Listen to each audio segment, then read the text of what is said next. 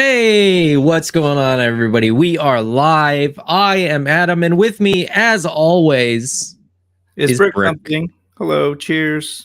Good morning. That's all. Yeah, it's been a funny day. I got home from the toy show yesterday and stayed up way too late on over on Oz's Clubhouse and then got up late or then got up early with the kids, and so I have no idea what time it feels like. We're late because I lost track of time. I didn't send Brick the link. We don't know where Jason is. He's probably having a nap. We sent him the invite too. He may join us, he may not. But we're just gonna keep going, keep rolling with this thing. And we are 9 days away from the end of this Kickstarter, which is wild. I mean, it's absolutely flown by. It's been so much fun. It's been so much anxiety and so, like the tension. Oh my goodness. But we have unlocked everything from the $4 that we had intended to do within the Kickstarter, and now all future unlocks going forward will be new bucks and sort of new stuff that goes above and beyond what we really wanted to do initially with this Kickstarter. So now it's sort of up to the people. It's up to the people to see how much more they want of Animal Warriors of the Kingdom. Anyway, what's going on with you, Brick? Nothing. I, like you, probably was up way too late for this old body. And as folks have pointed out before, I tend to stand during these streams. So I was on what was I on yesterday? Something. No, I was on Toy Habits in the afternoon.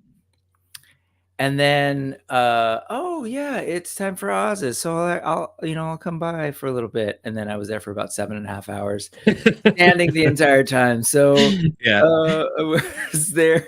The Toy Habits thing started at 4, and then I was just kind of up till 3 in the morning or 2:30 or something. And so I felt like I was 20. Yeah, I ducked out at 2 a.m. Pacific Standard Time, and I don't know how much longer you guys went. I was absolute zombie by that point. So, yep. Yeah. And as Eric pointed out, I mean, that's kind of what we've been saying, right? No sleep till MAMBA. So we're practicing what we preach. Absolutely. We're not just saying it, we're living it. We're living it. Yeah, I mean, I tend to stay up late to answer the emails, because I still got emails coming in for Spiro Toys, and then sort of doing the updates. I tend to do them pretty late at night, where if I screw up, people won't notice them right away, and then I can fix them before anybody realizes that I've updated something incorrectly. Now I feel like everybody's gonna stay up late and hope to sort of catch an error. Yeah, exactly. But no, I find that it's a little bit less pressure than doing it sort of middle of the day. But anyway, shall we take a look at the Kickstarter? Yes, please. Let's look at this Kickstarter. All right. So we are currently sitting at a Canadian value. Hold on, I logged out and I didn't realize that it changed the value. Oh God, I love every time you guys bring it up over in Canada, you and Mega J, you bring that up and I'm like, whoa, I was like, oh, it jumped a whole bunch. It did not. It just got sort of adjusted for the difference in the dollar.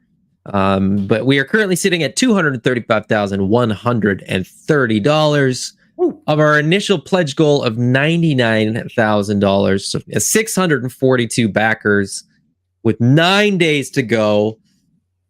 I still think this thing's got it's going to have a pretty good kick in the end.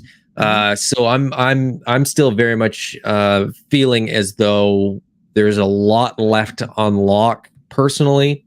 Absolutely. You guys don't need to see that I can edit the project and stuff. There we go. That's probably more fun. Yeah, it looks very different on my end, I think. But anyway, there's the video. All the fun stuff.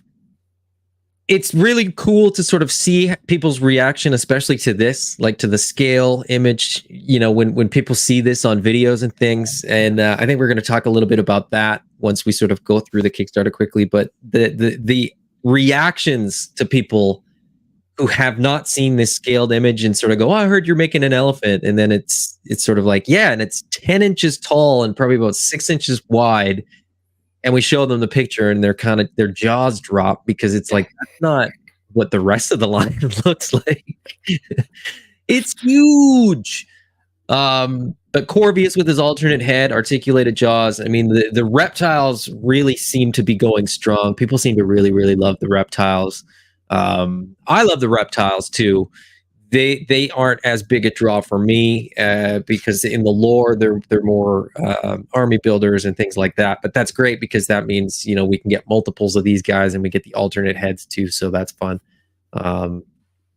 This guy, I think, is going to look really, really good on shelves with the orange and the blue. And I think this blue is really, really going to pop on the shelf. I think it looks a little muted in the paint samples and in the pictures, but I think the metallic with the matte and different shades of blue is just going to look absolutely beautiful.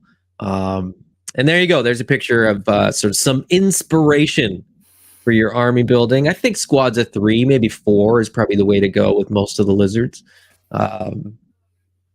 You don't want to be short lizarded in your attacks. King Hannibal, oh, man, this is still like he's right up there for me as one of my favorites. That spiked mace is going to be awesome. I'm really excited for that. The alternate heads too. Yeah, I forget about the alternate heads. I mean that sort of roaring, yelling, sort of battle ready King Hannibal head is pretty awesome. Kali Prime as well. I think Kali Prime is a little bit of a sleeper in that, having seen the Paint Master and having seen that shield and sort of just the overall look of this guy, I think for me the alternate head is almost better than this head. The angrier head, I think is probably the one that I'm going to use for my display. I also really love these weapons, but Grimes, the Fox and the Hound are again, I think, going to be real sort of crowd favorites once these get in hand. I think I'm very, very excited for the toy photography that we're potentially going to see with Grimes and Boone. I think that's going to be a lot of fun. It's funny. I don't know if you caught it, but we've been talking about Robin Hood, Disney's Robin Hood. Right now, you call them the Fox and the Hound, and that's the first time my brain went to. Oh, really? I've done it a bunch. The Fox and the Hound. Yeah. And I mean, he's not a hound, but it works. Right. It's like I think it works. I'm a hound dog. Yeah. I love the Fox and the Hound. I love the Fox and the Hound. I had the little record that would chime and tell me when to turn the page. Yeah. There's the alternate heads. So like I said, you get sort of the roaring head for Hannibal, that much angrier head for Kali Prime, and then the kind of old surly Grimes head there, which I really, really like. We've got the females, which are unlocked. We've got 3 figures coming on this buck. We get Mother Mala with her magic effects on her weapons, the removable ice, the removable flame effect on the sword. I'm excited for the magic effects. I'm excited for the sort of potential. This and the Necromancer, scathing, possibly unlocking further down the line. Mm-hmm.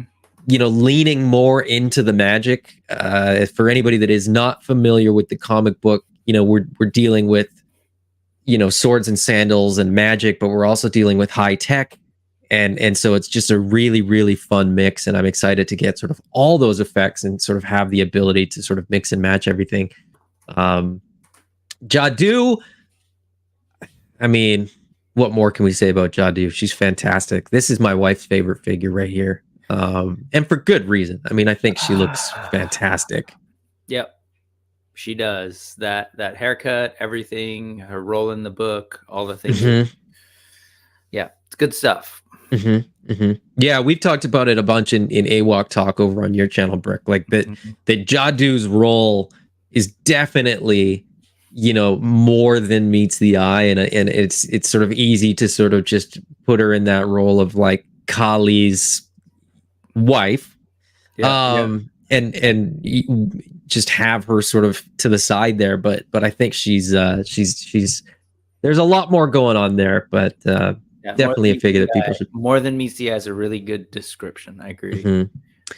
And then Jessa, which is of course a tribute figure to Jason's grandmother Jessie. I'm digging both of those heads. This is definitely one that I need at least 2, but I suspect that I'll probably get again 3 or 4 just to be on the safe side. Hoping for future heads that will sort of interchange with these, but also the idea that just with part swapping, I can use one of these, a spare one of these, and create another figure as well. So yeah, a lot of potential there, a lot of fun with the female body buck, and the wonderful women of Animal Warriors of the Kingdom.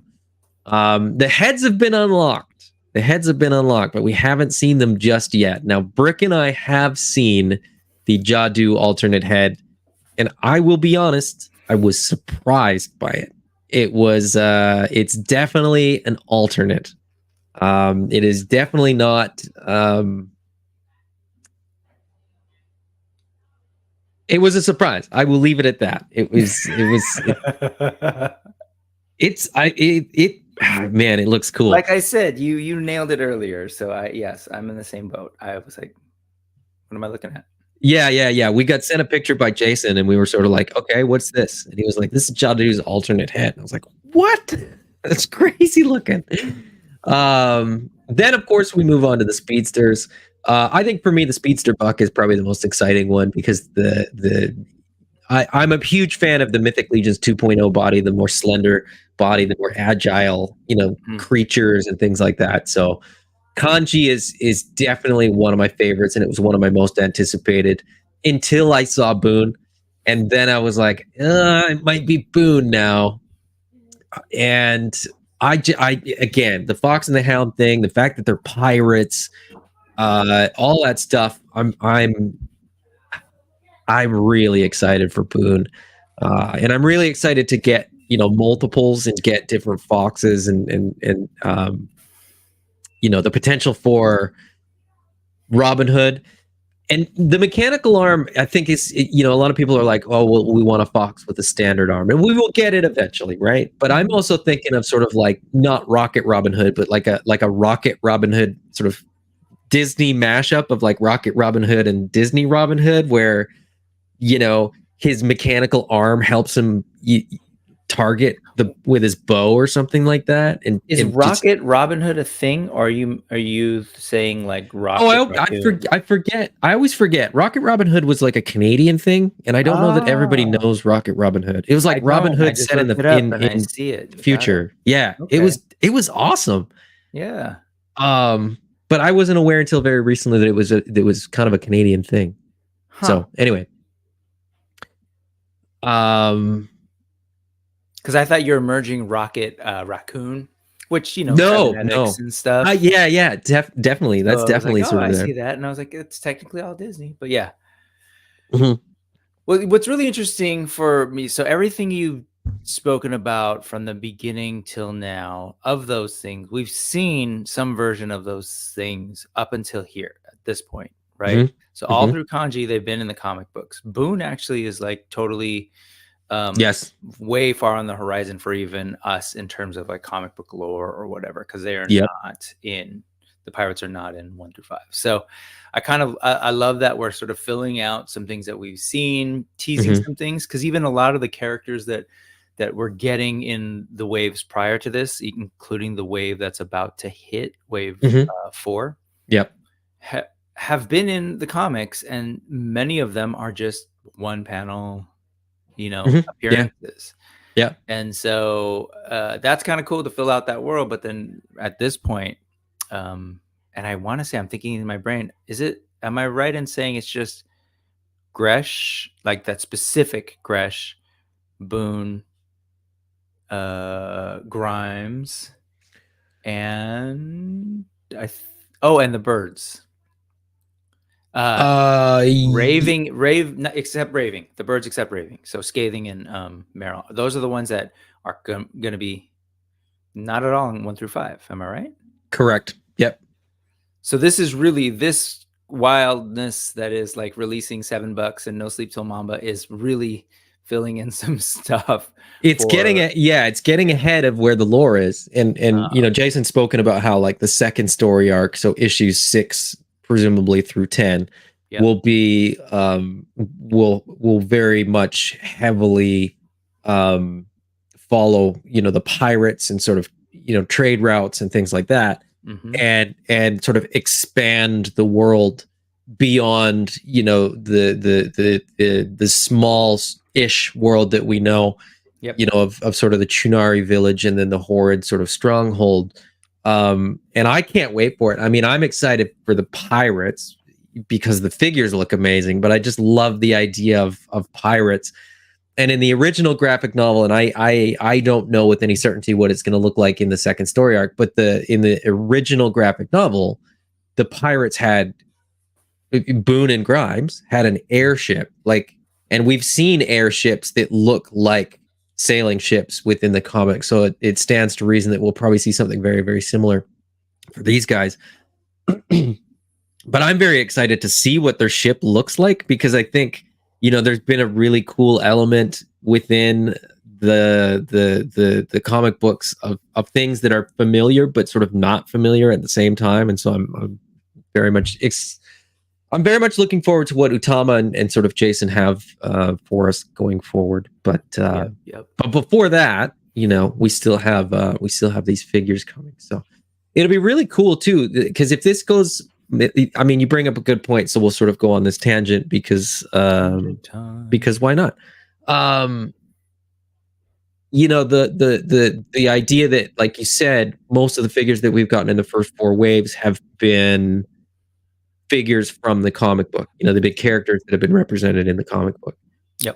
And as the world expands, we're going to see these figures. And Jason has always said, you know, once characters are in the comic book, that's when we're sort of going to see them. So I assume that, you know, starting with, you know, maybe issue 6, we will see Boone and Grimes. Now we're looking at basically, what is it, May for issue 2, June, July, August for issue 5, then sort of September or October for issue 6. The first of these will be shipping sort of shortly thereafter. So you're kind of going to get these figures as the comic books are sort of popping up. And as, you know, so it kind of falls in line schedule wise with you know, how toys, in my opinion, kind of should be released, right? Where the media is sort of lined up, where you're kind of getting the figures as you're learning about the characters. And so there's that awesome sort of tie-in where, like, you see it in the comic book and you go like, oh, this character's awesome. And then, you know, it's going to show up at your door if you back the Kickstarter. So yeah, pretty excited about that. I told you that I was getting my youngest to read the comics, and so I was looking through them, just trying to remember like what I should be aware of in case, you know, things come up. And then I did that whole thing of just like, oh, okay, cool. Oh man, that character looks rad. Wait, where's my figure again? And let me go grab it. Yeah, it's totally that weird, you know, child of the 80s synergy thing going on. I think we should pack in like packs of bubble gum or something in the Kickstarter figure, so that when they get there, they get the bubble gum, they open up their comic books, and they just kind of hang out on the bedroom cards. Yeah, exactly. Yeah. Oh man, that would be cool. It's not going to happen, so don't. I hope nobody sort of hears that and goes like, "Yeah, they should do that." It's not going to happen, but it would be fun, and it would be cool to do that. But even the weapon set, like, this is probably my favorite weapon set too, with just sort of the variety that we've got here with the little grenades and the pistols and the sort of sniper rifle kind of steampunk looking thing. That weird sword machete saw thing just looks amazing too. I'm excited for that. That little like sort of snub-nosed gun pistol, that was that's the one that Kali is using, I think, in issue 1, right? There's a scene where he's got like a very well stun be. gun. Yeah. It clicked when Jason described it as a sort of like stun gun the other night. I was like, oh wait, yeah, really early on, issue 1, their sort of first encounter with the Chunari, and I believe his hand, and it's kind of cool. Again, cool to see that stuff kind of pop in and out of the books. It's what I like about the weapons packs this time around too is like to the best of my knowledge, and I maybe with the exception of the little dagger, but to the best of my knowledge, like none of this weapon set is shared with any of the figures. So you're getting like all new weapons. It's not just repaints of existing ones.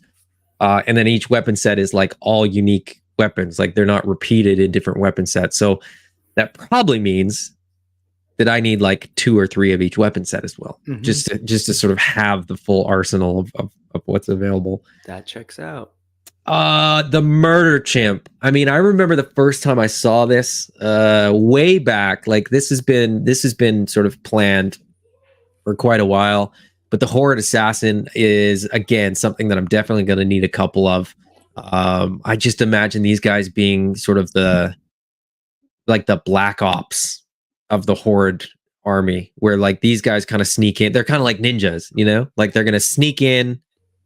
They're going to kill you and they're going to sneak out, and they're smaller, they're more agile, less armored, better trained, all that kind of stuff. And you know, alternate head. So you get 2. You've got 2 bodies to. Have you seen the alternate head for this guy? Have not. I have not either. I'm curious. I don't want to. I'm kind of waiting. There's some things that I want to see, and there's other things that I'm sort of like, I just want to be surprised. I mean, obviously we'll see it before everybody else, but I want to sort of see it and post it within sort of a similar time frame. So yeah, I mean, I'm just curious because again, we're gonna need more than one figure. I think it's yeah. I mean, from everything that I understand and sort of from the sort of concept, some of the 2D stuff that I've seen, as far as like what Jason wants to do, it's yes.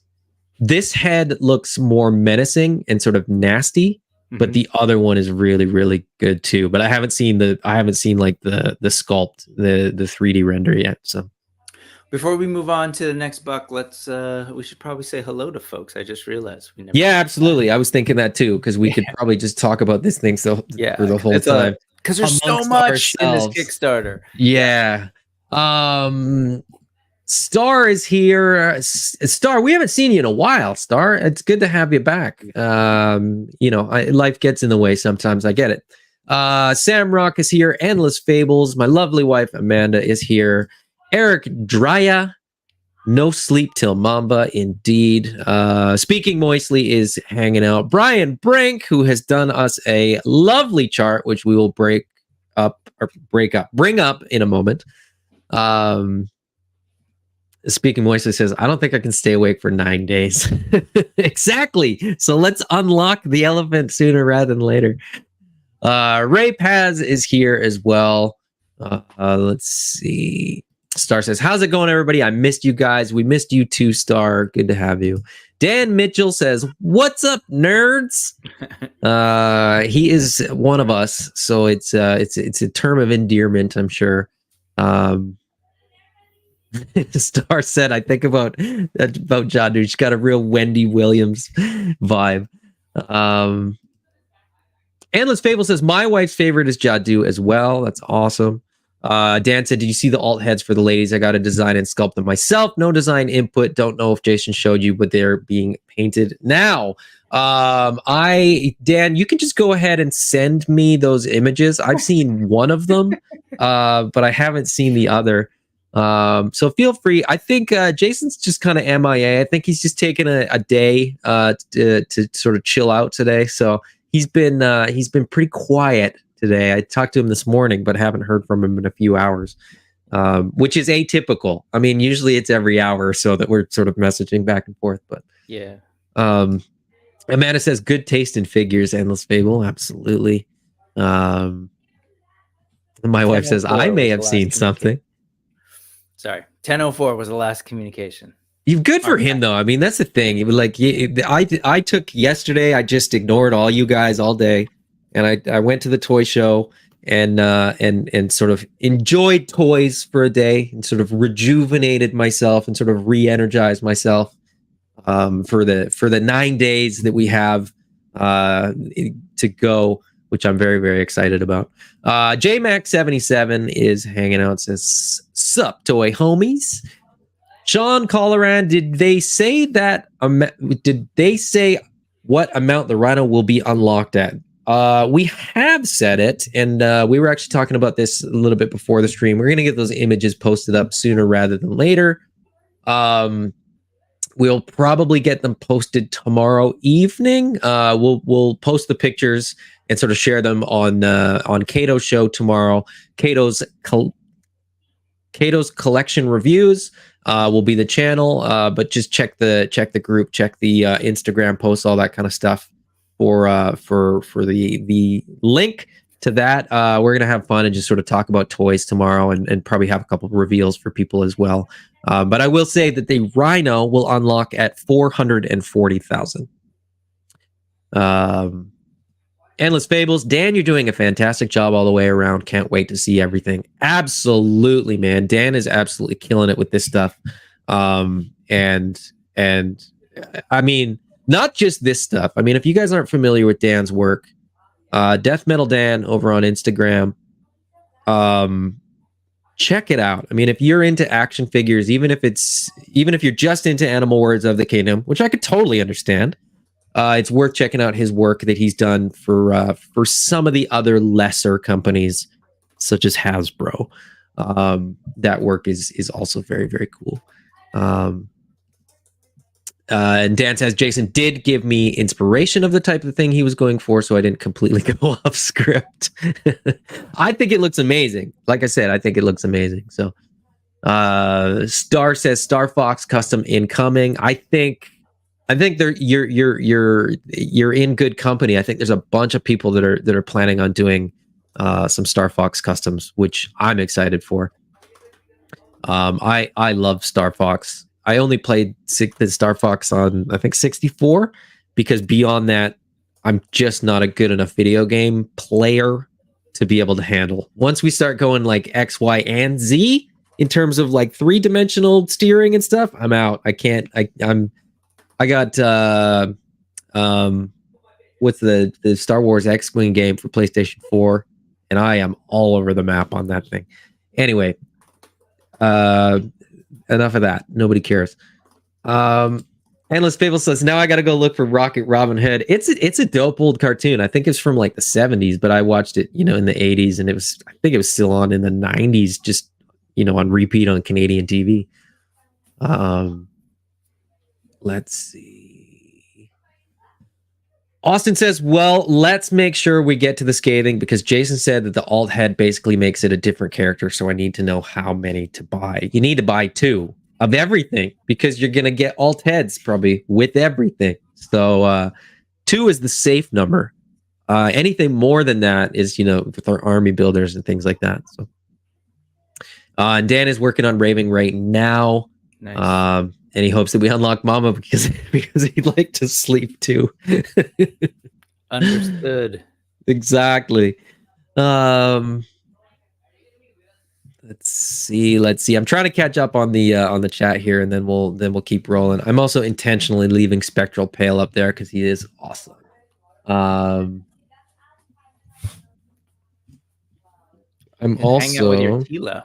I saw that you got that see-through Tila yesterday. Oh yeah, we got frozen Tila from like the Super 7 Classic. I don't even know exactly what line it's from, but the price was right, and so we grabbed it.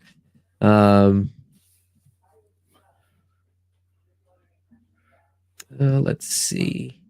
All right, so Dan sent me a picture. Okay, that one, Dan, we have seen, and I do have that image. So we'll decide whether we're going to show it or not but we're gonna decide if we're gonna sort of be a little bit naughty. And Jason's awake. He just messaged me, so he is awake. Maybe he'll read the messages and jump on, but maybe not. We'll see. Justin Mohan, we need some Beastie Boys homages with the No Sleep Till Mamba. Beastie Boys fits right in with AWOK. I think you're probably right. The Collecting Brothers did a cool post where they took the music video for No Sleep Till Brooklyn and put AWOK figures into it. It was pretty cool. Oh, the Beastly Boys. I like it. I like it a lot. Let's see. Thanos Copter is here. What's going on, Thanos? Good to have you.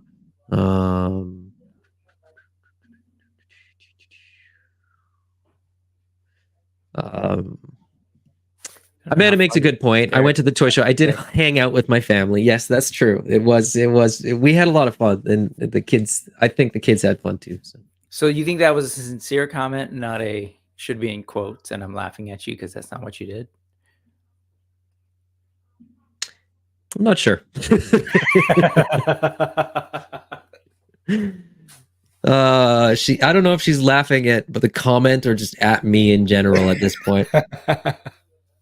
Sure, you hung out with your family. I did kind of abandon them for a minute. I was like, I'm going to do a really quick lap of the show to see if to pick up a couple things. And then, we did sort of regroup, and, it was a lot of fun.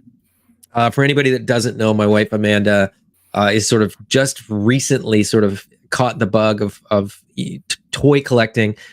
She's primarily kind of replacing things from her childhood and then adding Jadu and like Thrace from Mythic Legions. But it was actually really fun. We found some She-Ra figures, including the perm kitty, and it was just fun. It was just a really, really fun day, where I didn't check emails and like didn't stress about what needed to get done until I got home, and then I had to like update a bunch of things, change things. So Ray Paz, you had mentioned 460, 440 is way better. I'm pretty sure it's 440. I think 410 for the elephant, then 440 for the rhino, 470 for the hippo. Those numbers have changed depending on the conversation. Yeah, I don't know. I mean, just back it. Just get your backing in, and we'll sort of work that stuff out later.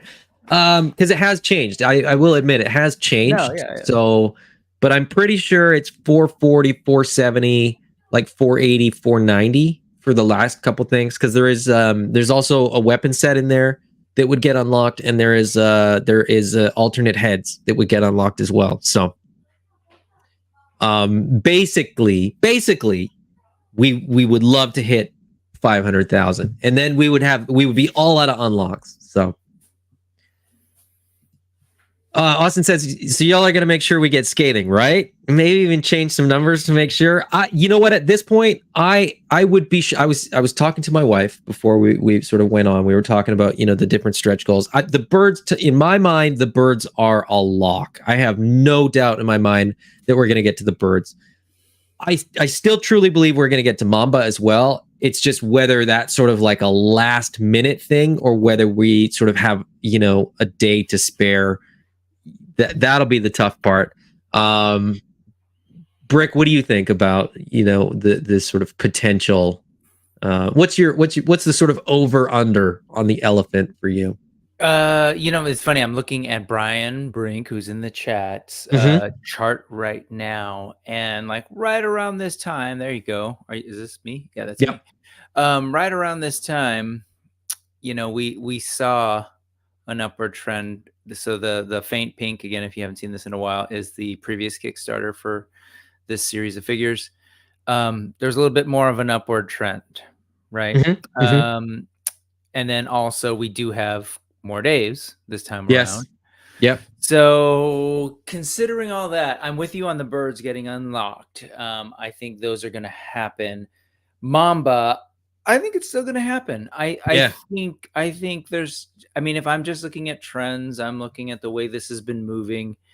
And I also know that we have yet to do a big push to everyone who backed the initial Kickstarter. That's supposed to happen this week. And just, you know, maybe if they didn't realize, or, hey, you know, need to gather the tribe. Let's further support this line that you all were so good about the first time around. I think we can get to MAMBA. Now, the goalposts sort of change in some of the things that you just mentioned. Will we get to the hippo? Will we get to the rhino? I still feel good about it. I do. I think, like, again, just based on data and trends, I see no reason to believe that we won't. It just feels like that. That's what I'm fighting, is the feeling right now, right? The uncertainty, the question mark, even because I'm processing in real time, like, yeah, what are we going to show? And, you know, what can we show this week to kind of like get more attention to and get it out there, so that maybe more people will, oh yeah, remember, you know, oh yeah, I should be back in this thing. I forgot. I was one of those who was waiting for whatever reason, so I should do that now. So yeah, that's what I'm fighting in my brain, and I'm not willing to say, oh, I'm not willing to give into the fear that it won't, because fear is the mind killer. Yeah, indeed. Yes, indeed. So I think we will achieve. We'll get them all. We'll get them all.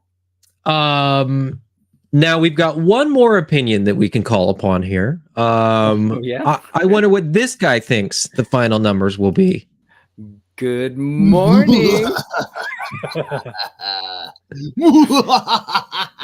Did you get thrown into a what is it, a hibernation chamber? Is that what happened? I accidentally fell into my bed and didn't awake. I was painting stuff, actually. I'll show y'all after. Someone I was working shot on the you with female some helmets. Kind of... Nice. Yeah. That was fascinating. But yeah, you know what? Let that go. I think we're gonna hit it. Right, yeah, exactly. I think what's gonna happen is, I feel like it's gonna be a nail biter. I feel like we're probably gonna like hit unlike like MAMBA, like maybe 3 hours before the end of the Kickstarter, and then we'll have like a big rally because people are like, well, now I should just get the all in because I get MAMBA for included. So that's kind of what my thinking is.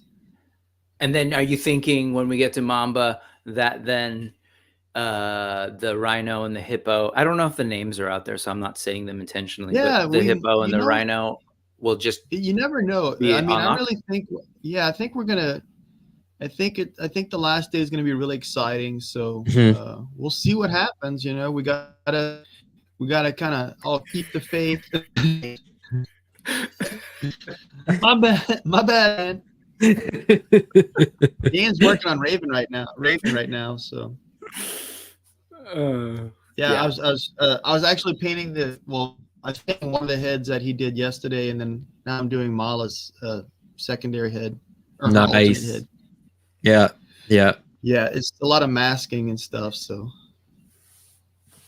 Brian Brink, the creator of the chart, says looks like the chart needs to grow taller next week.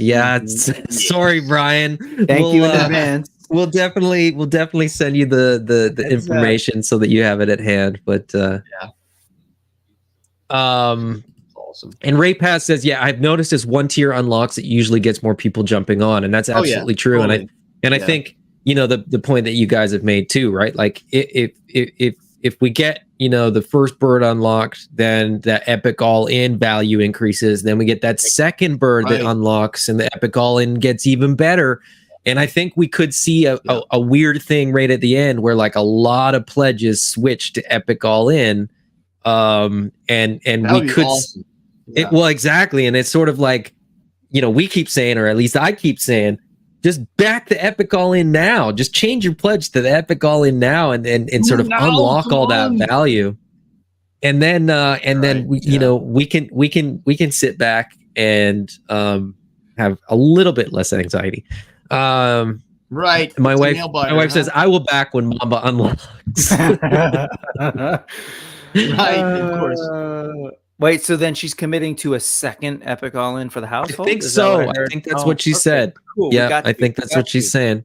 Good job, Amanda. Appreciate this support.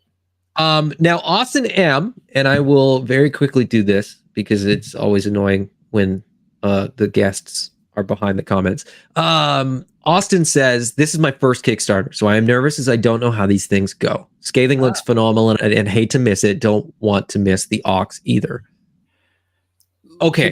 Could we explain a little to help Austin and anybody else who's familiar with this? Absolutely, because he also asked this. Can you explain the Epic All-In? I feel like I have a grasp on it, but I'm confused because I am planning on backing for like 14 standard, 3 brawlers and weapon sets. That's cheaper than Epic All-In. Okay, so I can pull stuff up while you talk. What's that?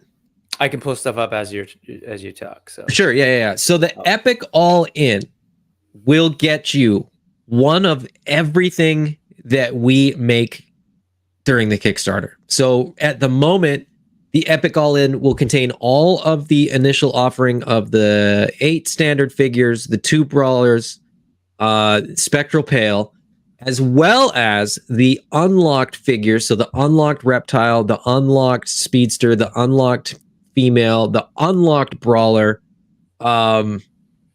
It would have included headsets, but we're not doing the headsets. Those get packed in. But if you back the Epic All-In, when Scathing or when Raving unlocks, that will be included in the Epic All-In, and the value will increase up for the Epic All-In. You won't have to pledge any more money. It will just be part of your reward package. Then when Meryl unlocks, you will get that added to your Epic All-In. No increase to your backing pledge. You don't have to do anything. It just you will just get more value in the Epic All-In. When Scathing unlocks, you will get that added to the Epic All-In. So basically every unlock adds more value to the Epic All-In. And so the sky's not the sky's the limit. I mean, we've just said the elephant, then the rhino, and the hippo and stuff. That's the limit. But if we can get all the way to the end, you'll be saving like over $400, like $450 or something like that on buying them awesome at retail. And it still saves you like $300 or something over just buying them through the Kickstarter, one off and sort of getting a bundle and then getting the add-ons. So the Epic All-In is really, I mean, if you want one of everything, the Epic All-In is the way to go. If you only want 2 or 3 figures, then there's probably a reward tier that works, perfectly for you as well. We really want to make it so that, anybody that's investing in the line and investing in what we're doing and effectively investing in the tooling, is getting a big reward for their faith in us and their support. So hopefully that answers your question, Austin. If not, feel free to ask more specific questions as well. But I tried to clarify this graph and it's still not done. But yeah, essentially this is what Adam's talking about. That's the savings if you do Epic All-In, $424 ish.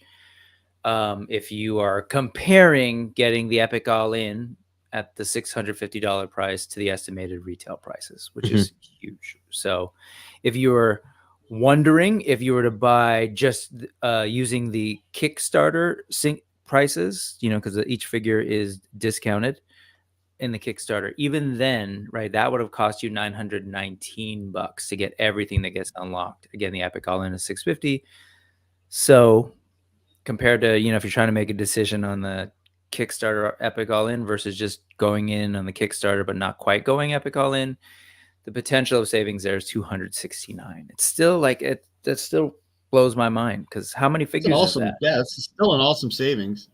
Yeah. I think, I'm just, Austin, just, I'm very quickly doing the math on my phone. I genuinely think, Austin, if you're backing for that many figures, the Epic All-In is probably the way to go for you, to be honest, because you would get all that stuff and it would end up being pretty much the same price.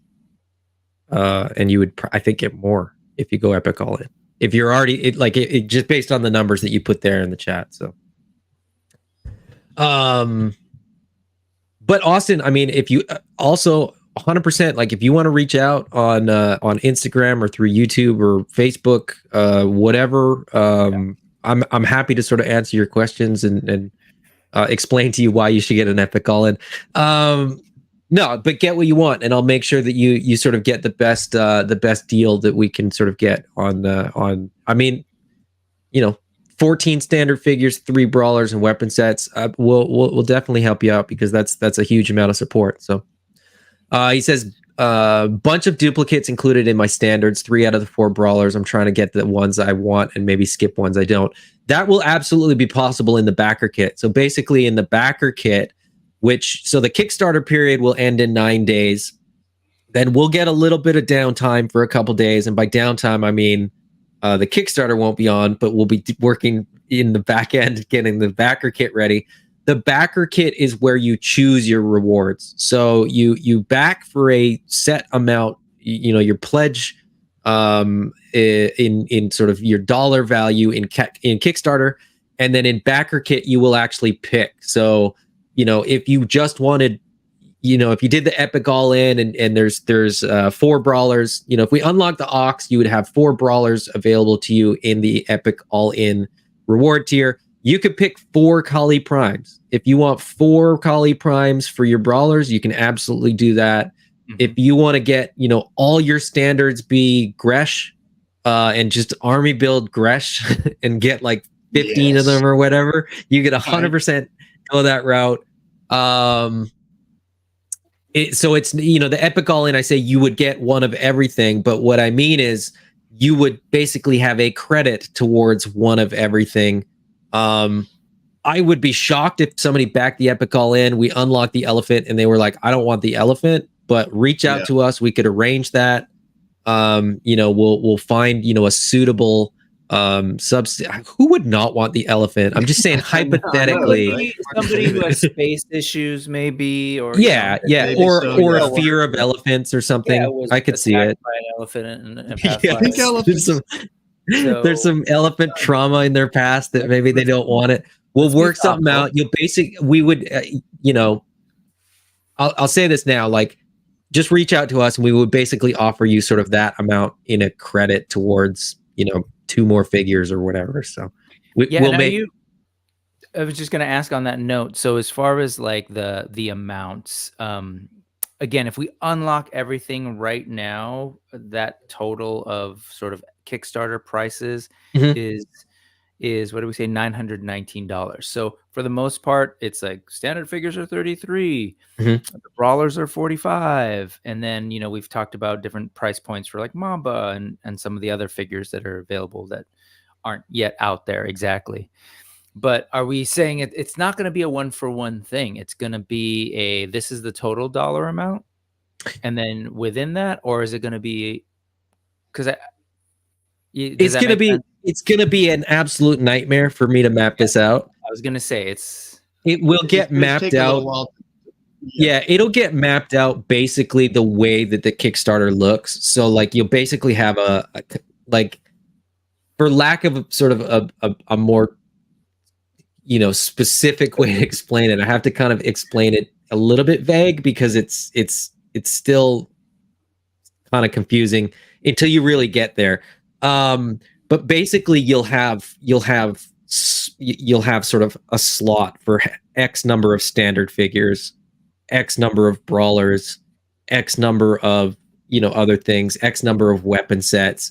And then you'd have a drop down menu and you'd basically pick, for your first standard figure, for your second standard figure, for your third standard figure, on and on and on. That will be true of the all-in as well. So if you back the all-in, you would get 6 standard figures, 2 brawler figures, and Spectral Pale. Although you could choose a different one other than Spectral Pale if you wanted, because he's effectively going to work like a standard figure within the backer kit. So it's not, like we won't preset. The only one that's preset is the Spiro Choice 20 standard figures. But I don't think anybody backed that one anyway, so I don't think that's a huge concern. Unless maybe there's one person watching that did back that, but that's right. fine. That's fine. So I know this is a nightmare, and I just want to make it clear for everybody. But for example, here, let me help with this. Okay, so I think all the things that probably shouldn't be allowed, shouldn't be around. Mm-hmm. But if I didn't, oh well. So this is basically the list of everything that, and I won't scroll all the way down, and you can kind of see here. Well, you can. I mean, I don't think there's anything that like we haven't at least mentioned or whatever, right? So there, we don't need that anymore. All right, because we've included that info. All right, so check it out. We know there's a Corvus, and that's a standard price figure. That's 33, a Gresh, etc. So what you were describing is that each of these, because this is everything that's going to be offered, and I'll stop scrolling down at this point. Let's just say. That you could replace this one, which is a standard figure, with another standard figure. That's what I heard you say, correct? Yes, that is 100% correct. Yes. So now what happens, though, if you're like, I actually don't want any of the brawlers? That's where it gets complicated, and that's where it would. That's where it would be. That's where it would sort of. That would be sort of an email exchange where we would work with you. Perfect. Because in the Epic All-In, how it's done, it's just more that what people need to hear is that you're going to get a dollar amount, and we're going to give you. There'll be like a leftover voucher of some sort. Yeah, yeah. That's all. So that's all. And Austin said, so Epic All-In cost me $690, but I can pick a theoretical $1,000 in figures. If everything unlocks, basically that's effectively how it works. I'm just hoping that everybody isn't like, here's my very specific list of things and I have to like manually override it. I'm hoping that most people with the Epic All-In kind of just want one of everything, because that makes my life a whole lot easier. But I did sign up for this, and it will work out in the end. And we have time, so it's not as though we'll get you help. We'll get you, we'll make sure. It's not gonna. It's like. There's got to be a simple way, but at the end of the day, it's pretty simple. We just manually override it, so it's just cool. It won't happen. Right. It won't happen instantly. Like if I get 10 people that need to sort of have their transactions effectively manually entered, it's really not that big of a deal. Okay. I'm sort of like catastrophizing it and thinking like, what if like 100 people are like, well, that's what I was gonna say. I wanted to add to it. First off, like all the nitty grit, like as far as like customers go, it's just sort of like, okay, I just want to know if you're gonna give me this amount of money, am I gonna get that amount of money in figures? Cool. Do I have the flexibility to pick whatever I want within that amount? Yes. Done. Check.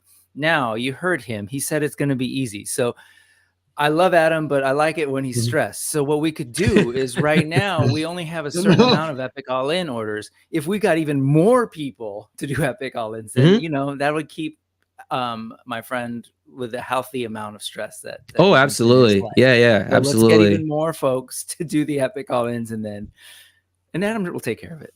So Dan Mitchell said, so someone asked me if they back the regular All-In that explicitly says no unlocks, but they wanted to sub. Yes. So it says no unlocks in the sense that you don't get sort of more in the reward tier, but you would be able to choose an unlocked figure because they're standard figures. It's just you're not that reward tier doesn't kind of grow as things unlock, if that makes sense. It is a little confusing, but yeah, it is. It's good that they're asking. And that's a good thing to clarify. So you get an Epic All-In again. It's a dollar amount. So that dollar amount is roughly, what did we say for the all-ins? That's 459. No, that's not even right. Where is that? I don't know. You'll get the Epic All-In's great value. Let's just land on that. It really, really is. It's right here. It's $384. So this is if you just use the Kickstarter prices and bought them as individuals, but didn't do the package. Is that right? I don't know what it is. What am I looking at? What am I thinking about? 325. Yeah, it's 384. So it's essentially $384 worth of Kickstarter price. Right. Yeah. So what we probably need to explain to people is that, listen, you do the Epic All In, you're paying $325, you're getting, what is that, $59 additional voucher or whatever towards something, right? And so you can choose Jessa if you want, even though that was something that got unlocked. Anything that gets unlocked, you have access to within the $384 worth of product, basically. Yeah. Yes. Effectively, okay. So there's a lot of flexibility, which is again is, I think, a statement of how Spiro's approaching this. There's like, one is just trying to get folks on board, gather the tribes in a sense, to figure out like who is really down to back this thing early and support this line so that we can really go crazy with the level of characters and everything. And given that we're not trying to lock you into certain things, like we're trying to make breaks and deals so that you feel real good about what you're getting. We're giving you the number, go at it. Like, we're happy that you want to get these products. So just know that there is flexibility. That said, the Epic All In, you could do the All In. That's $325. I know that sounds crazy, but if you doubled that, you'd be getting a lot more figures and a lot more product to kind of play with. So, yeah. Hold on, I got to type something out here. Another thing that's nice is, all the Kickstarter backers are going to be getting product, well before the general release gets their stuff. So it's great for people that are ultra excited about getting them in hand, and people that might be like YouTube reviewers and stuff like that. It's nice for them to be able to kind of get a hold of them before and do reviews before it reaches the general public. Yep. Yeah, I mean, I can speak for myself, so that obviously we're doing the early backer. We'll get our figures early, but that doesn't mean that we're gonna use that advantage to beat all the other YouTubers, because it takes me a while to do stuff. So, hey, YouTubers, you might want to go and get this. You'll get them first, and you'll do the reviews likely first. Is that true? Yeah, and I should. What's nice, and I should. Yeah, wait, let me say this real quick. Like for Adam and the other international backers, because we're doing Fulfill Right, they've taken all the guesswork out of the international issues that have caused stuff to get bounced back to us. So we're going to ask them to ship the international stuff first. It's obviously a much smaller segment of our customer base, but that way it'll essentially equal out to people internationally getting them like within days of the domestic orders. Yeah, the idea there is that if your package is going to take 5 or 6 days to get to you, if we can get it out a day ahead or 2 days ahead, then you'll only receive it a day or two after a US backer. And I know that US backers go, well, that's not fair, I want mine first, but you'll probably still get yours first. So that's not even. That's the thing is, it'll reach Canada, but then depending on how the customs, it might be backed up for like 4 days. So they probably will still get them slightly after the domestic customers, but it's we can only do so much. It's kind of like whenever we get stuff, whenever we get our orders, they arrive at port within like 28 days, but then it's like between 1 to 2 weeks, depending on how busy the port is with checking all the import stuff. So well, it'll be close, I'll say that. I'm gonna pull this one up because it's confusing, but it's not like on my end. It's kind of anyway. I'll pull this up and hopefully we can sort of clarify. Oh, sorry, I thought you were gonna pull up the screen. Okay, go. No. So Hoth the Basher says, so if the Kickstarter ended today, I have an Epic All In. I get one of everything plus a voucher for an amount of figures that did not unlock. No, that's not what I'm saying. That's not what we are saying. You would get the value of one of everything that is unlocked. So part of the sort of built-in mechanism with the Epic All In is that if you back the Epic All In, it's in your best interest to kind of push other people to sort of get these unlocks going, because as the unlocks sort of get unlocked, the value of the Epic All In grows. Does that make more sense? Yep. So in other words, if we don't unlock a bunch of stuff, that dollar amount, and would you mind bringing that thing up again? That's not the right one. I'm scared because I have 2 images here that I wasn't sure if I should. Should we just show? Should we just show a couple images and just get that out of the way? Yeah, we're like an hour in. Let's show them. Okay, well, before that, let's address the Hatha Basher. To clarify, right now, if we were truly unlocking everything, because again, this assumes that all possible unlocks are, it would be a total of $424. Yes, okay? Exactly. And so if not everything unlocks, that dollar amount, that savings could go down because certain items would not have been included. For example, MAMBA is $90 value. $90. If we don't hit MAMBA, you have to subtract 90 out of this. Yes, the total amount out of this one right here, right? Because that wouldn't. This includes MAMBA right now, so you'd have to. So I don't know if you heard the one of the first things that Adam said is it's built in to all of us who want the Epic all in to like get people to back it and try and get this. And that's, I'll be honest, that's part of what motivated me to say, hey, can I help? Because I do truly want to make sure this Epic thing is truly epic. So, and I think right now, like as of today, I think the current sort of valuation of the Epic all in is around about $650. So basically, going forward, everything will be sort of, you know, free stuff. Yeah. If that makes sense. We're unlocked all the way currently through Spectral Pale, essentially, right? Horde Assassin was the last. Yeah. 623.84. Yeah. So we're like one figure away from that being effectively, you know, the sort of break point. Yep. And then you unlock at Raving, that's now 661. We unlock Meryl, that's now 699. You unlock Scathing, we are then at 737, and on till the break of dawn to Mamba, which is 1074. But as you probably heard, no, sorry, that's not actually 1074 because I just included it is about $900. And the reason for the shift, if you all want to do some quick math, is because there is a rhino and there's a hippo that's not even there. If we added all of that, because we factored those in, then you're getting that big old number of 924, whatever it was. Yeah. So yeah, we got work to do, and we've got a good amount of days. And I think, you want to reveal those? Yeah. Is that what we're saying? Yeah, let's do it.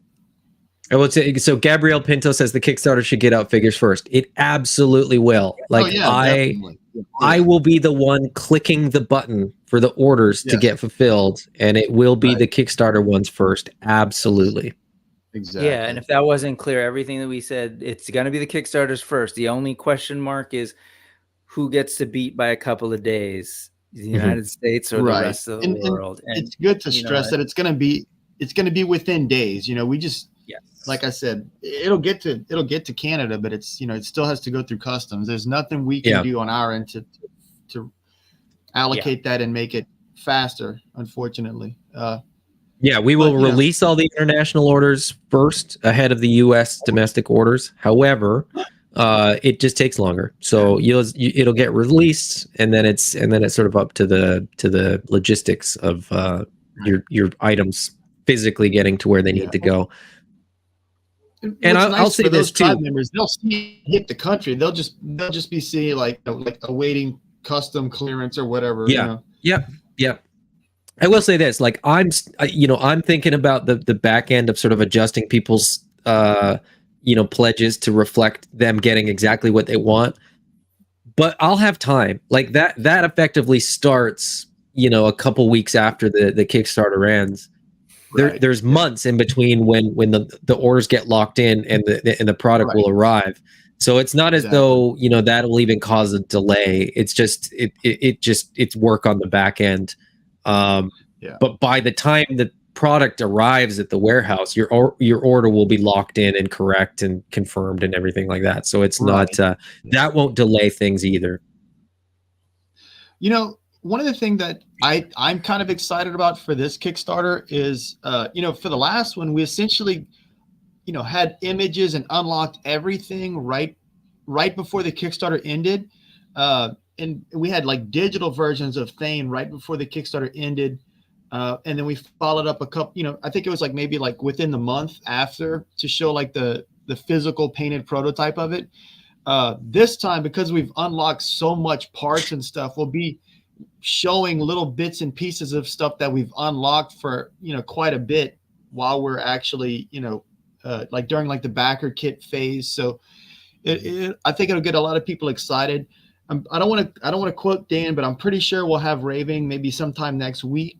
So we'll upload the digital, you know, grayscale version of that. I think that'll get a lot of backers excited and get us really close to unlocking him. And I'll like 3D print it and paint it in the meantime and get the nice photos taken of that. So, you know, and we'll reveal as much as we can during the Kickstarter, but it'll be fun to like, you know, kind of keep the excitement of the Kickstarter going with the updates and comments and stuff like that well after it ends. Yeah. Yeah, I just want to make sure that folks, you know, because a lot of people are like, where are these? Where are these? Where are these? And what Jason's speaking to is like, there's a process, right? There's you got to design it, draw them out, get the concept, then a sculptor has to sculpt it. And then oftentimes there's the interest in like painting it before adding it to the thing. So for example, if you've been paying attention to this as we've been moving along, these weren't there before, but now we're getting the tease of the illustrations, and then someone is currently sculpting these so that as soon as they get sculpted, oftentimes there'll be a black and white maybe version that gets updated. So that's what, and then paints, and that's what these are. So originally these weren't even here, right?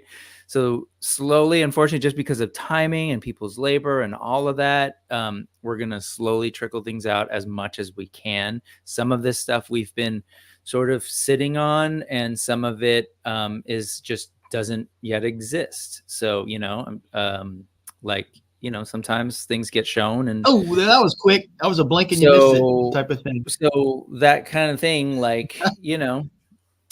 But yeah, maybe we should just stop messing around. Should we just go and just show those again? They're illustrations. Know that it's in process, and so this is a perfect example of maybe. Yeah. Let me say something real quick before we reveal it.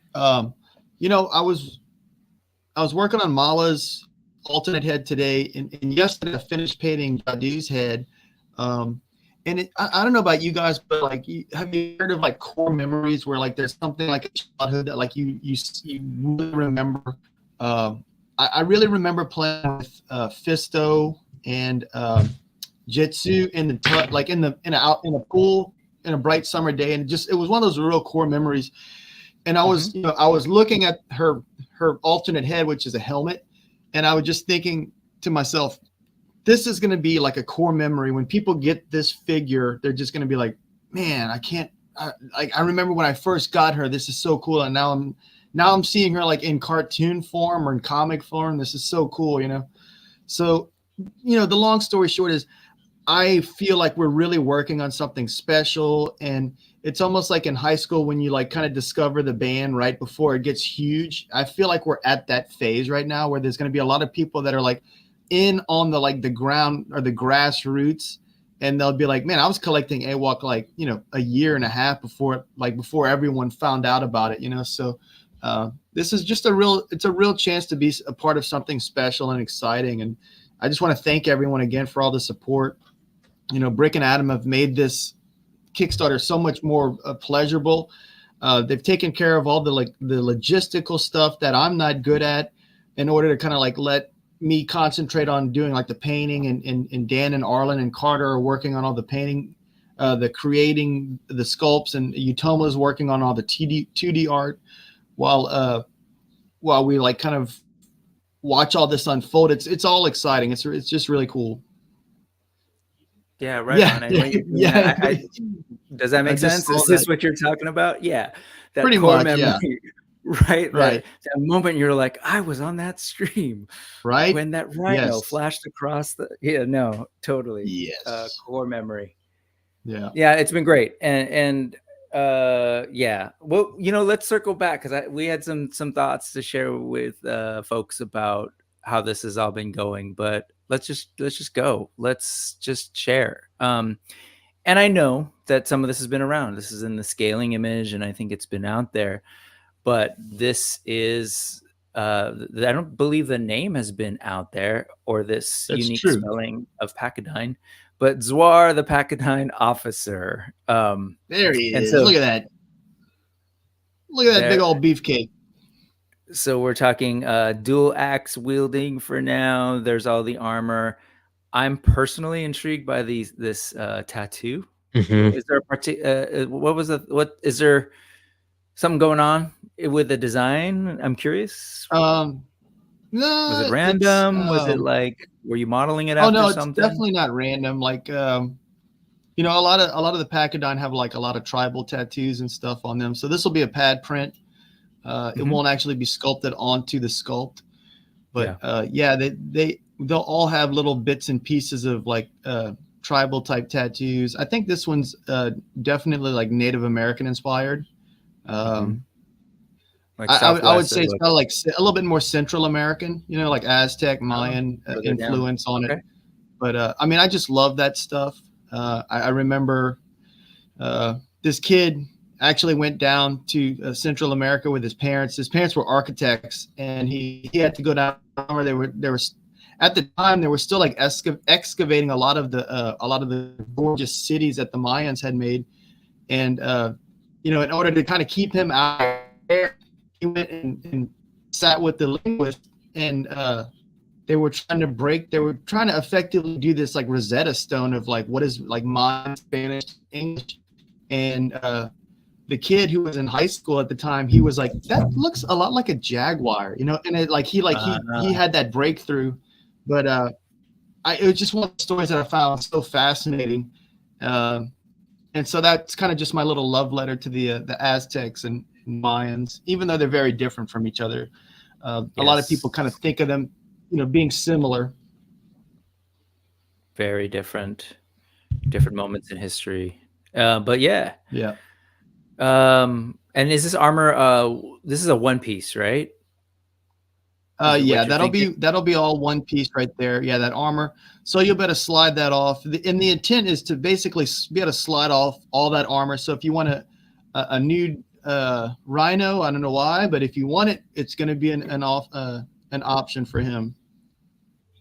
Belt too? Like this is all overlay or over like pieces? Yeah, so that belt will be connected to the skirting, and it'll all be you'll be able to slide all that stuff off. It'll be similar to the way we slide off the skirting now, where you take off a leg, you pop off a leg at the hip, and you'll be able to slide that off. I actually kind of want to make that little hoop actually move back and forth, but it's something we'll have to figure out if it's something we can make functional. I feel like if we can make it functional, it'll really be just a fun little icing on the cake, so to speak. I do want to say that those feet. I'm sorry, go ahead. Oh, I was just going to say it'd be really cool if you could truly make it sort of nude for people, because I think that would up it for some people. Not trying to be weird or funny. Yeah, don't get to take all that armor you could be a full-on like big old humanoid animal on people's shelves. Exactly. So you'd paint even the sort of like the hips or crotch area piece would be gray, like the skin. That's cool. Right. Yeah, and you'll be able to see all the full tattoos. It's obviously covered up quite a bit. I do want to say I think that the feet are going to be a little bit more beefy, not necessarily like wider, but I think they'll probably be thicker in order to attain that rocker motion that we're all very accustomed to. Yeah, so it'll be a little bit thicker. It's kind of hard to tell how long it is just from the view, but it'll be long enough to where it's secure. Where it's going to be like structurally secure, where it's not tipping over. Yeah, on my stream later today, are you familiar with Loose Collector at all? Yes. Yeah, they're doing the wolves. They're doing the new lifestyle figures. That too. But they just released in the middle of the night their Great Wolves sort of being tested, and one of them is like, quick stand, let it go, see if they fall over, or bang the floor. So it just reminded me of like, what you're saying in terms of like bigger feet. Don't worry about it. We're We're gonna Right. figure it out so Yeah. they don't fall over and you can stand them up Exactly. easily. Yeah. Yep. Yep. Well, then how's that gonna compare to this guy's feet? I'm assuming it's the Oh, same. look at this guy. So they'll essentially have shared feet. They're both kind of a hooved foot. I'm also thinking we'll probably do like similar to the turtles, where it's 2 fingers and a thumb for these guys. So don't get too married to the idea of those hands being like 5 digits. Oh, okay. So this guy's a little bit more, armor clad, but it's still going to be on the same buck. It'll retain the same amount of motion. I think we're going to have that hippo's mouth opening, closing. So we can kind of look forward to another figure with an opening, closing mouth. Yeah. Yeah. We got to do it, man. An odd number of teeth, maybe, or like something going on in there. Yeah. It's funny. I mean, it's supposed to be an army builder, but like the desire to give him like 1 gold tusk is like, like in his teeth is just very hard to resist. I like it. I like where your head's at. Okay. And again, but you told me to knock these out the park. They look gorgeous. Cool. So you're saying all the Pachydyne? Say again? Sorry, you were saying all the Pachydyne have tattoos. So will this guy have tattoos then? Is that what I'm hearing? He'll probably have bicep tattoos, because I mean, so much of the torso is being covered up right now. He might have a little something, but I think that the biceps are where we're going to be applying that tribal art. That's cool. Yeah, and this head is looking amazing. I know you don't have side views or anything like that, but whoa. It does look good, yeah. It's going to be fun. Man, these are going to be so cool. Like, I think what's so cool is we're getting them in waves. So like people are going to get wave 1 of the Kickstarter stuff, and they'll get those reptiles and the brawlers, and I think the excitement will just keep building as we move forward, especially with people having stuff in hand. I just want to quickly bring this comment up. Hoth the Bastard said this would be simpler if you just unlocked everything. We can't. That's sort of the problem, is that like you're seeing new bucks which require new molds, and those molds require a certain amount of money, and there's no guarantee if we unlock them that we get that amount of money. So unlocking everything right now could potentially equate to like the Kickstarter costing us money. So unfortunately it doesn't quite work that way, which is why we're sort of doing it the way that we're doing it. Yeah. As I said, the Epic All-In isn't going to be for everybody, and I totally understand. Like if the value is not there for you, don't back the Epic All-In. Yep. But the more people that back the Epic All-In, the more of these unlocks we would get, and sort of the more value effectively there is in that reward tier. If I may come to their defense, you're absolutely, like, factually correct that it would be simpler if Jason and Spear were sitting on millions of dollars that they could just dump and just say, here, these are coming, would you like one? But unfortunately, that's just not the reality. And I'm not trying to be flippant. Like, I think, 5 years from now, the reality. Yeah, that's the reality of what we're dealing with. And this, I say that because I've been stressing on, as we've been doing sort of this go around to different, channels and podcasts and stuff, that what is being done by Spear right now is definitely something both unique and bold / I don't want to be insensitive. Well, I'll be insensitive, crazy.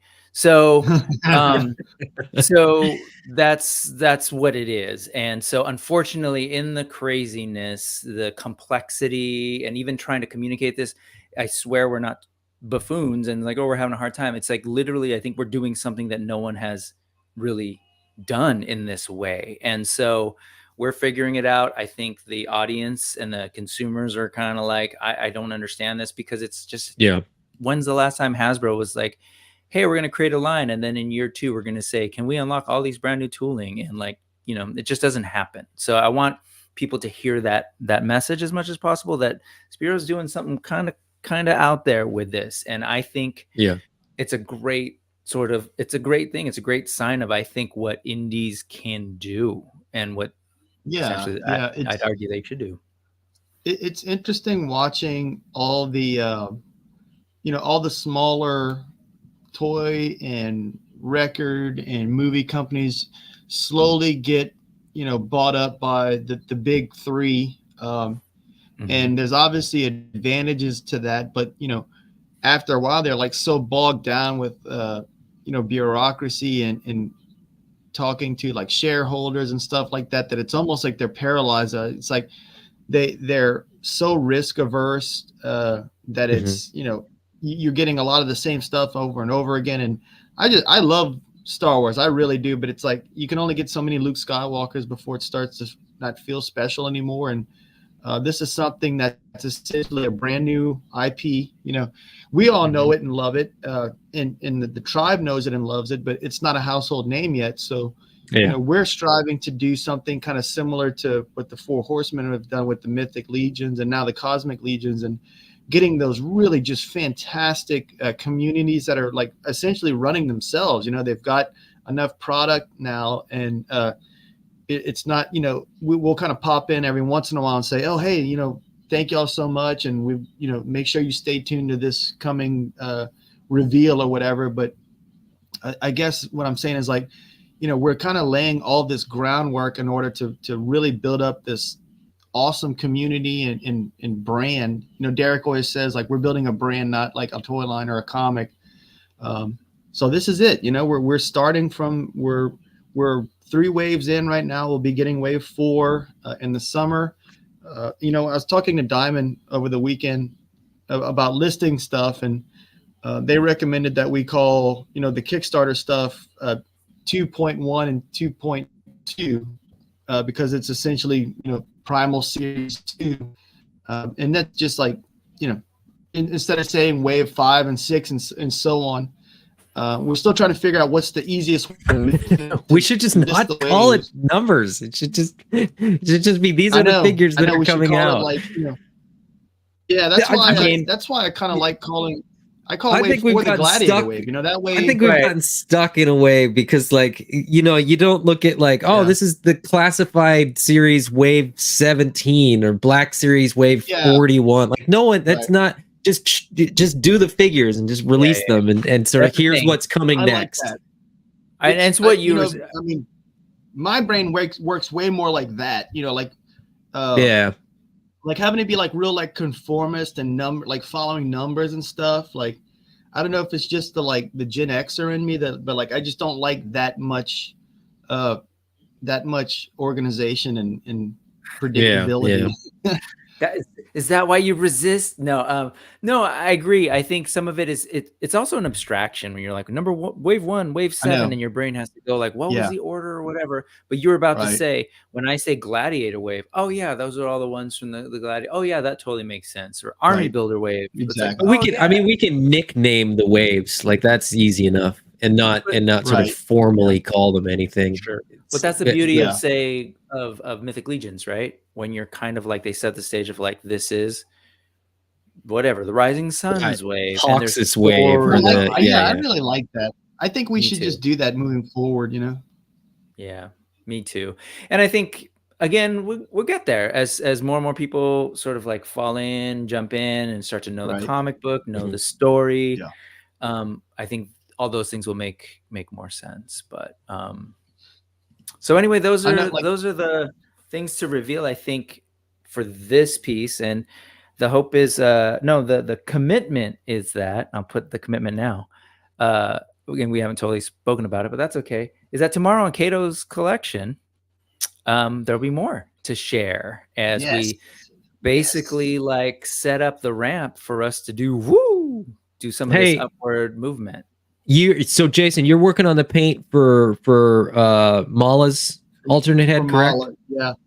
Will that be ready in time for Cato tomorrow? Could we we can do some non-professional photos because I sent y'all the one I sent you the one of Jadu. We're not going to get like the professional photos taken by Danny until Wednesday. So can we say that on Cato's show tomorrow we'll have Mala and Jadu's alternate heads to show? Yeah, totally. Nice. What's funny is like I Perfect. have her So like tune right in now. She's to got like Kato's. several masks on her. So right now it just looks like a purple blob. But like underneath all the masking, it's cool. But if I would show y'all, y'all would be like, "Oh, cool, a melted lollipop," because I mask stuff off with Silly Putty. Well, hey, on that note, let's go ahead and switch up gears and oh, do I even have that? I thought I had it. Wait, let me reload. If you're wondering, we're saying go to Kato's, and we've been on a bunch of streams, and so I temporarily put this up on the Brick Something Channel's community page, and I'm sure we can get it here on Highly Articulated as well. Yes, absolutely. But this is this week temporarily. There are a couple of other things in the works that are going to be cool. But as of right now, for this week, if you want to get more of those trickles of information and help us, tell your friends to go like, hey, you should check this out. You haven't been paying attention, but check out this stream because they're going to talk about it. And you should know about Animal Warriors of the Kingdom as we're trying to do this ramp up, right? So tomorrow on Kato's, actually tonight on Geek Dad Life, we'll drop in for maybe about 15-20 minutes just to update Jay and the audience about like what's been going on, because Derek and these two were there before. And then tomorrow on Kato's Collection, we've made the commitment for that to be the first time reveals of the Jadu and Mala alt heads in some way, shape, or form. So again, you heard it, they're not going to be the professional photos, and you know what, that's even better because I'm loving it. It is fun. You get to see my messy paint station. Yeah. So I've got two different paint stations. I've got the airbrush area, which is where I do most of the painting, and then the finishing works in my living room. I've converted my coffee table into where I go like do all like hand brushing stuff, all the fine details and whatnot. Yep. So tomorrow you can see that you can see that mess. You can see that mess tomorrow on Kato's Collection. Go ahead, and if you haven't, for whatever reason, go over there now. I can't imagine that you don't know about Kato's Collection because that's where the actual official Animal Warriors of the Kingdom podcast is at. There in Utabi, I should say that as well, and I should include that here. 9 p.m. Eastern, 6 p.m. Pacific. And then after that, Monday night, it's just going to be Jason over hanging out with Berserk, Jesse, and Toy Box of Doom, Drew, doing the Collection Nexus at 8 p.m. Pacific, 11 p.m. Eastern. And then, oh my God, sorry, this guy's sending us photos as we go, and I'm totally distracted because damn. Okay. It looks cool. It does. So tune in tomorrow. And then on Thursday of this week, oh wait, those dates are wrong. I'm sorry. I'll change that, but it's Monday, Tuesday, Wednesday, Thursday, the 9, 10, 11th. Thursday the 11th on Mad Hatter. 11th. Sorry. The 9 p.m. Eastern, 6 p.m. Pacific. We'll be talking with Mad Hatter again, who actually just successfully launched their toy company with Flipor. And then on Friday the 14th, something about that makes me nervous. That might not be the right date, but it could be. It's not. It's the date is correct, but it's Sunday the 14th. Sorry, I did this fast because I wanted to have it up temporarily. Sunday the 14th, Toy Connections. So there are some other things in the works and potentially, hopefully some pretty big, exciting streams in the way. So like tell folks, this is part of the push. And if you missed any of the ones that have come before, they're all here in the community tab over on Brick Something. This was Friday night, hanging out. Adam and I were hanging out with Mega J, talked about a bunch of stuff, including the poor teenage turtles who have some acne issues, but also the Animal Warriors of the Kingdom. I know that was our opinion too. That texture is like giving me the heebie-jeebies. So you're saying the hippo's not going to have that underneath their armor, right? Definitely not. It's going to have like a leathery type texture. And then yesterday, Jason was over with Shartimus and Sentry over on Hella Sick Figs. I want to talk about that before we end. Yeah. This wasn't intentionally part of it, but I co-hosted Toy Habits, and of course, I took some time at the end to let their audience know about Animal Warriors of the Kingdoms. This is here if you want to remember maybe like what everyone should definitely be watching that. It's awesome. Oh Well done. The first time I saw it, I was just so blown away. I was like, holy crap. And the fact that like I really enjoyed that you guys guessed so much, you know, of like what I was hinting at. What's Dan saying? I can't guarantee what I'm Dan going to says you sculpt can't under the guarantee hippo's what armor. I'm going to sculpt under the hippo's armor. If there's a belly ring in there, I'm going to be so upset. He's talking about like anatomy stuff. Yeah. So just wanted to tease that. And then Friday night, I'm going back in time. This is the tour. So we have been actively trying to make our epic all-ins truly epic. Friday night, Jason hung out with Wade from Unparalleled Universe. That was awesome. And then prior to that, we were all over on a Punk with Toys last Thursday. Actually, myself and Jason were there doing that. Then we were over with the Between Two Sentinels folks over on Machu Toy. Before that, we were over with you were over with the Collecting Brothers, which is awesome. Great conversation. They were great. Everyone's been so nice and gracious. I think it would be cool to do an update after the fact, you know, after the Kickstarter, and just like do like an archive, just like compile all the podcasts and do them in chronological order so people could see like it'll be fun to kind of like look through and see like, oh, they hadn't unlocked, you know, these figures yet. And like, you know, by the time we get to the end, it'll be like, wow, look how far they've come. That's one of the things I'm excited about talking to Geek Dad Life about, is like, we hadn't launched the campaign yet. So it was like, you know, the uncertainty of, you know, right before launching the campaign. And then we've got all this exciting stuff. I don't know about y'all, but I feel great. We've unlocked essentially everything that we've shown at the beginning of the Kickstarter, with the exception of Raving. And it looks like we're doing our work. We're well on our way to unlocking him. And I know once we see those digital renders from Dan, everyone's just going to be like, okay, I know I can army build this thing too. So we'll see how all that goes. Yeah, and I'll go ahead and put this in the private chat, Adam, if you could share that. But that's a direct link to the playlist of exactly what you're saying, from oldest to newest, from there. And these are all the different streams that we've come around on. If you just want to share with people and be like, hey, you got to check this out. We feel like we're trying to hit a broad spread of different audiences. So, you know, some people are into certain personalities. So check that out. Yeah. And I just want to say, these last two here, between your conversation with Wade and your conversation with Shartimus and Sentry, I thought were great, because, you know, I told you this, I joked around about it, like, oh, I want to see you and Wade, because Wade also went through the Kickstarter process and has gone through designing a figure that was also hairy and tall and all of those things. And he's got interest in comics. So. Dude, all the soft goods that he did, I was just like blown away. I was like, holy cow. Like, it's like, you know, our first soft goods going to be a poncho, which is essentially, you know, way simpler of a soft good thing, as opposed to like he did like, you know, 2 shirts, a pair of pants. It's really impressive. And I'm proud of him for, like, you know, doing such an ambitious first outing.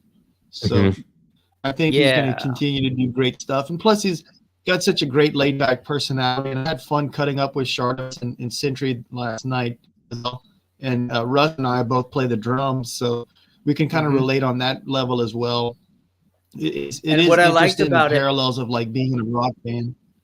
Totally. And doing I think that's what I liked about seeing in both cases was, one, in both cases with Wade and then with Sentry and Shartimus, there was this sort of natural reaction to things that clearly they weren't, you know, necessarily paying attention to everything that's been unlocked, because there's a lot. So hearing them react in real time as they move through the Kickstarter was awesome. So if you haven't, it was cool, right? Seen it, check it out. Yeah, like even from the beginning, like when they'd see the scaling, like I remember Wade like, whoa, what's going on here? And same with Shartimus. Right. Yeah. I'm so glad really cool. y'all made that scale and uploaded it. It's funny, you think like your Kickstarter campaign's complete, and then like day one, like the first hour, they're, you know, tribe members and new backers are asking for certain stuff, and you're like, why didn't we think about that before we launched? That's such a good idea. You know, like Tiffany's really been a VIP throughout the campaign, just really helping us with the comments section. You know, I often like mention that I'm dyslexic. So if I get like a paragraph of like questions, it's like 3 sentences in and I like start to like zone out a little bit. And she's been like really informative. I'm just kind of like, I start like thinking about stuff. I'm just like, ugh, you know. So Yeah, let's I mean, see, what does that say? on that note, this right here, that was directly from some of the push that Tiffany was suggesting. How about this? That's How about awesome. this as a concrete example of what Jason has just said? So Yeah. yeah, And I think people have mentioned it, and I think this will be the next step, and maybe this will be the first thing that gets posted. What we should have is sort of like a post and an update that says, you know, the Epic All-In is currently worth X. Right. Nice, and then every time we hit an unlock, we go, that's a great idea. The Epic All-In is currently worth, right. You know, that's a great this idea. much more over the last one, right? Because I think that's what people kind of want to see. They want to see, like, totally. That chart is fantastic for us that sort of know all the things that are sort of going on, but like for a backer that's just sort of like, what am I getting? What's my value for sort of the price, right? So and that's one of the things that I love about the HasLab model, where you back your $2.99 or whatever it is that they're backing, and then they have like the stretch goals as they unlock the number of backers, because it is different than Kickstarter, because they offer a limited amount and that's it. You know, they know what they're going to offer in the set. So the model is slightly different, but I do like how you can like see all the value being added to your pledge. Yeah. all right. Couple comments that I've starred here. I'm gonna start with this one. Massive thank you to Solo Sinner coming through with a huge that's awesome. super chat. It says, I know Brutox and Mamba are the moonshot, but speedsters, females, brutes, lizards, and now striking distance of birds. That's huge for the Buck Library at this early. Lots of variety for new waves. Stoked for Jessa, by the way. Thank you. And absolutely, that's what we keep saying, right? Like we're shooting for the moon here, and the safe bet would have been like, oh, we're gonna do, you know, the next unlock's another lizard, and then after that it's another lizard, and then after that it's another lizard, and it's and then we'll do a speedster. That wasn't what Jason wanted to do.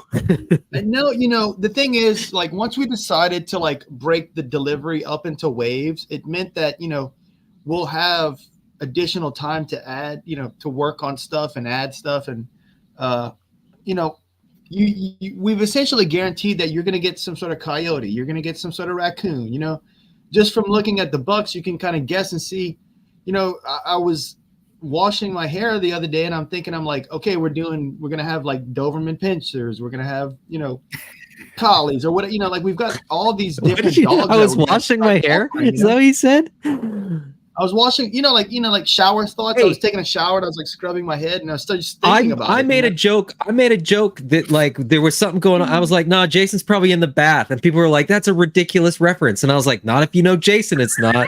I don't.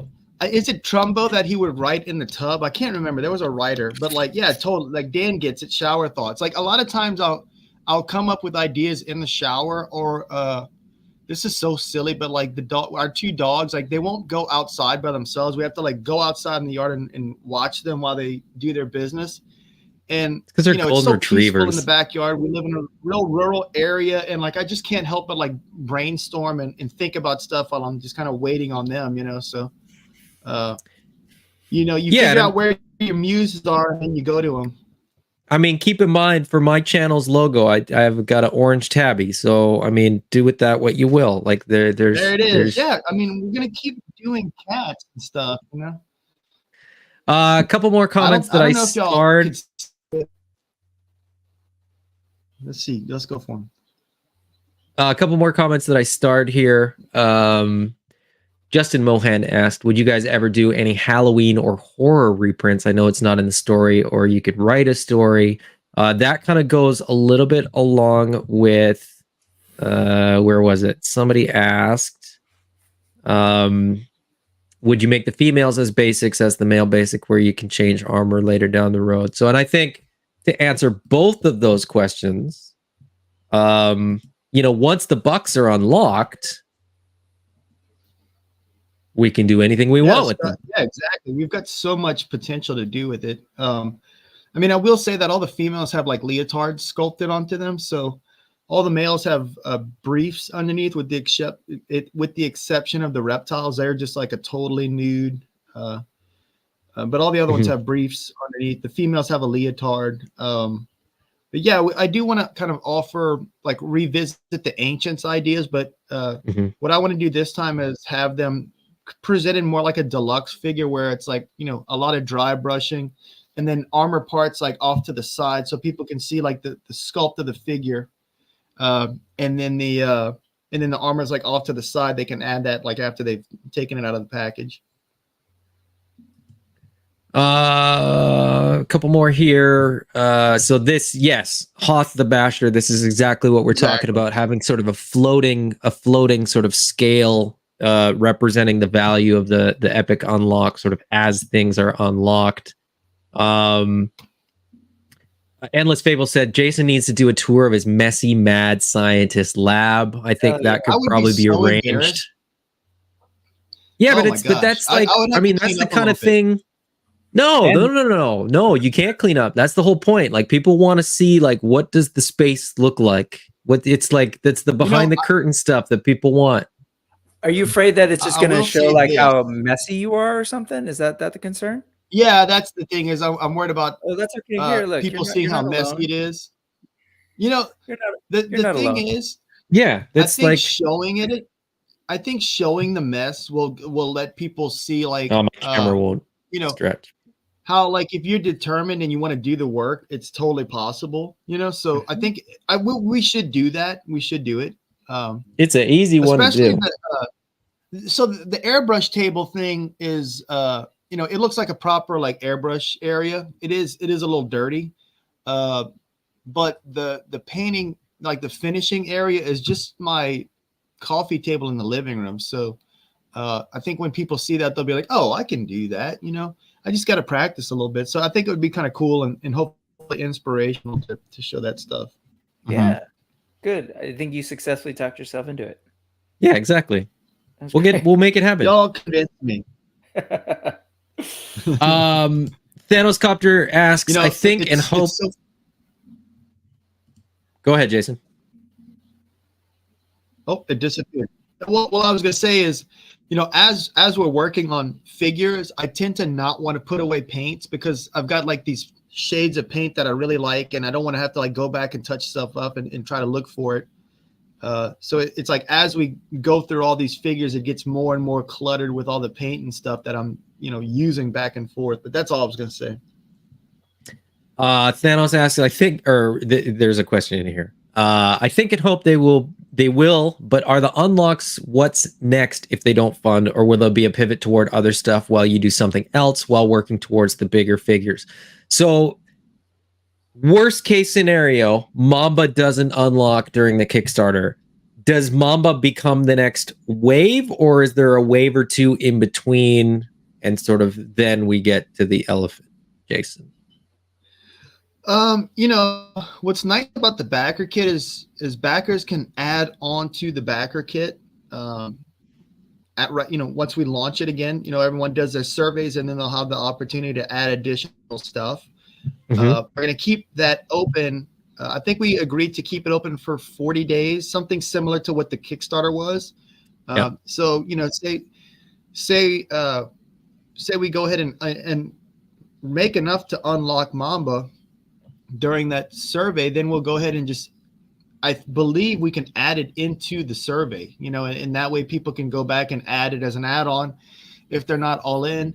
It's, you know, it's just one of those, I'm kind of like just shooting off of the hip right now, but, you know, if for some reason it doesn't get unlocked, we'll probably have other waves of, you know, we've got so many possibilities with these tooling parts now that we've funded in the Kickstarter, that we'll probably have a little bit of a buffer waves.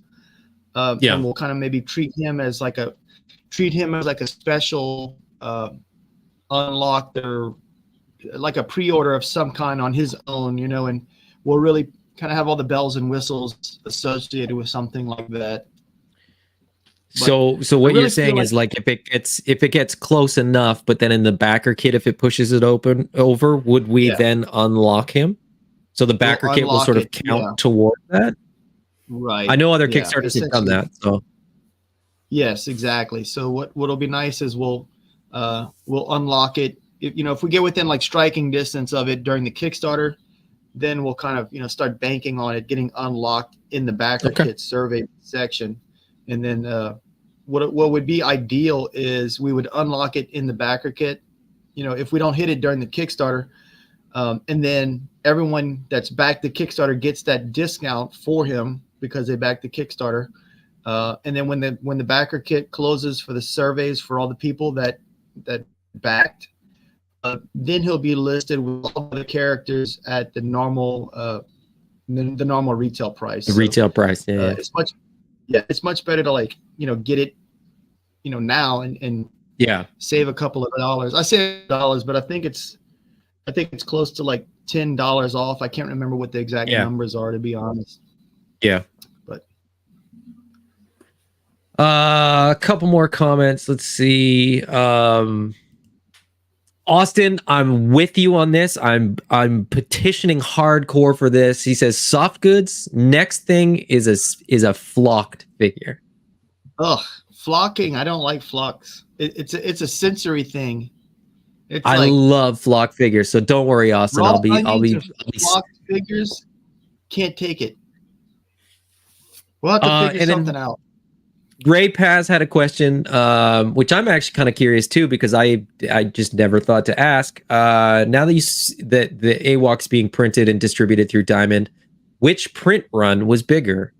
Trying to figure out whether his first issue is going to be worth more. Oh, the Diamond was way bigger of a print run than the Kickstarter stuff. Yeah, that paled in comparison. Sure. Pun intended. And what's nice is, so the barcode on the I forgot what I was going to say. So like all the Diamond stuff has like barcodes and stuff like that. So it'll be relatively easy to understand like which one's a first print and stuff like that. Yeah. Yeah. It'll be easily identifiable. There won't be anybody trying to, fake a first printing. Right. Yeah. And then I listed issues 2 through 4 with Diamond. So like that's all like kind of set up. We don't have to do much other than like send them the comics. Okay, cool. Austin says, thank you, Adam. Sensory overload for Jason. And Amanda says, flock it.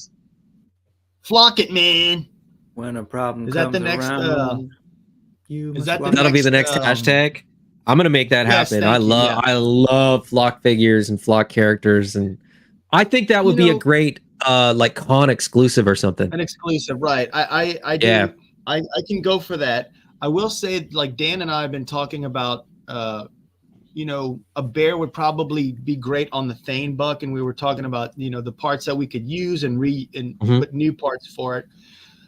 So we've been thinking about doing some work for the bear or bears, and he'll be on that Thane buck, but the arms and legs are going to be different on that. So just kind of like a little sneak peek into the future as well. So. All right. Anything else you guys want to chat about, or? I just want to remind everyone again, you don't get billed until the 17th. So there's really no reason if you're on the fence with the Epic All In, you can do it now and help us keep up that momentum. And you don't have to worry about being billed until the 17th. So back often and back all in. Can y'all edit out that burp hiccup that I had? Nope. It's not possible. No, we can't edit. It's not possible to edit that out. Oh man. Solidarity. All right. Let's wrap it up then. It's been an absolute pleasure. As Brick mentioned, and sort of we've got the image up there. We're going to be on Cato's collection tomorrow, as well as the Collecting Nexus. Actually, later today, at least Jason is going to be on Geek Dad Life. And then we got Hatter on Thursday. We got Toy Connection on Sunday. Stay tuned to the social channels, because there's probably going to be more. There's a couple more in the works. which are pretty fun and pretty big. So that should be cool. Actually, on that note, can I say if you are often on streams that you think you've heard the people talk about AWOK before, and you know that they might be interested, it's weird for me to do it. I think for any of us to do it, to go on their live stream and be like, "Hey, you should blah blah blah." But I think it's always good for their their regulars on those streams to just say, "Hey, have you thought about this? Have you thought about this?" Just gonna put that out there. Absolutely. Yeah, because people have asked me like, "Hey, you should go on their live stream and go." No, that's a little bit weird. I've reached out to people, and if they choose to accept, cool. If they don't, for whatever reason, or they miss it, I can't do much about that. But if they'll probably listen more to you if you're a regular.